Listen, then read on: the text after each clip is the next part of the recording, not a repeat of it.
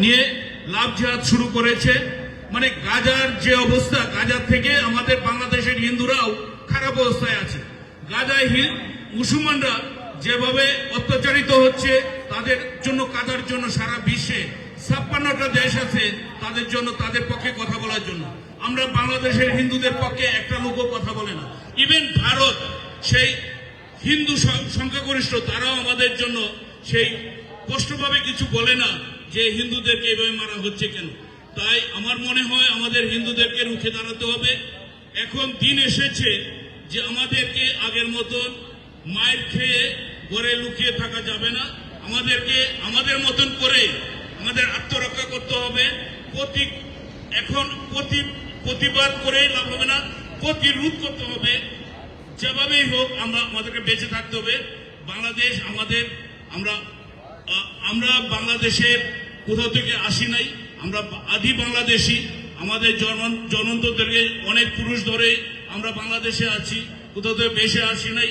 আর সনাতন ধর্ম নতুন ধর্ম না, কোন ধর্মের থেকে কনভার্ট হয়ে সনাতন হয় নাই। সনাতন ধর্মটাই হচ্ছে আদি ধর্ম। তাই আমি আশা করব আমরা সকলে মিলে এটা প্রতিবাদ করব, প্রতিরোধ করব। যেভাবেই হোক আমরা এটা চালিয়ে যাব। আপনাদের আসার জন্য অনেক ধন্যবাদ।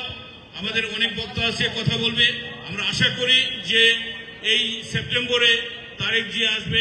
আমরা চেষ্টা করছি তারেক জিয়ার সঙ্গে কোনো একটা বসার ভাব করা যায় কিনা। আমাদের চিন্ময় প্রভুকে এতদিন যাবৎ বিনা বিচারে আটকে রেখেছে, এটারও কোনো বিচার হচ্ছে না।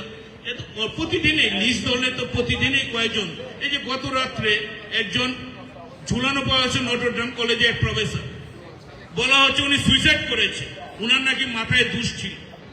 এই যে জিনিসগুলো প্রতিনিয়তই হচ্ছে, যে কোনো কারণেই হোক তারা মেরে ঝুলিয়ে দিয়ে বলে যে সুইসাইড করেছে।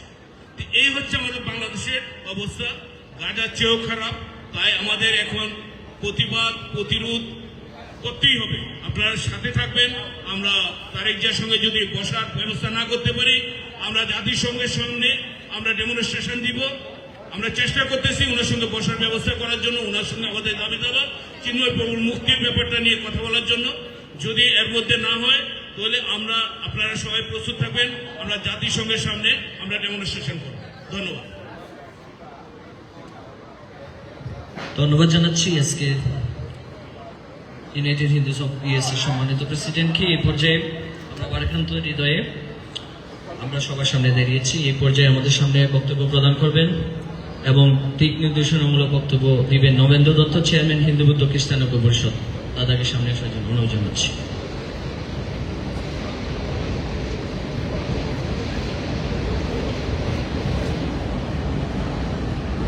সংগ্রামী ভাই ও বোনেরা,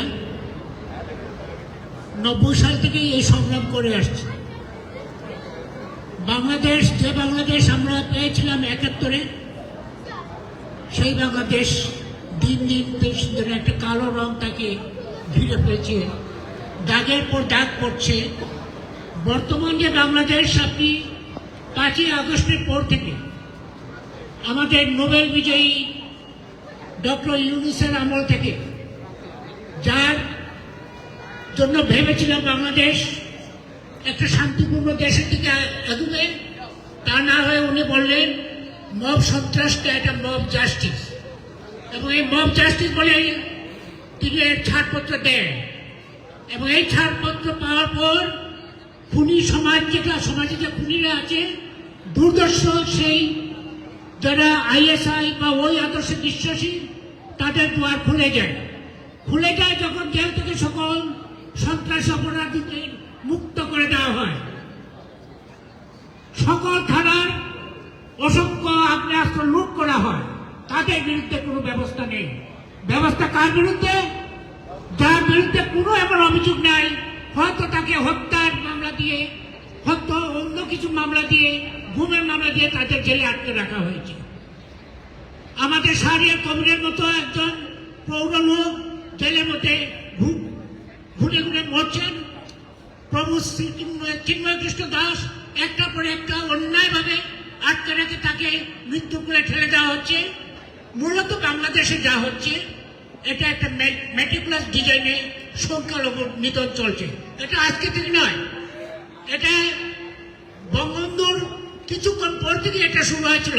ইভেন 72 সালে যখন প্রথম দুর্গাপূজায় সর্বত্র দুর্গা প্রতিমা ভাঙা হয় এবং চিটাগাঙ্গের হিন্দু সমাজের তখন বঙ্গবন্ধু বলেছিল আপনি বর্ডার খুলে দেন, আমরা চলে যাই। তো এই হচ্ছে বাংলাদেশের অবস্থা। আজকে আপনি গতকালকে নটরডেম কলেজের একজন অধ্যাপক ঝুলন্ত, উনি আত্মহত্যা করেছেন।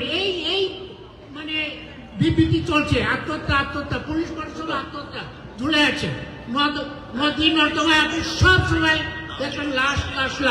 তো বাংলাদেশ আজকে লাশের দেশ হয়ে গেছে। এটা থেকে আমরা মুক্তি চাই। এটা যেন আবার সরকারি ব্যাপারে প্রয়োজনীয় পদক্ষেপ নেন, এই আমাদের দাবি। ধন্যবাদ।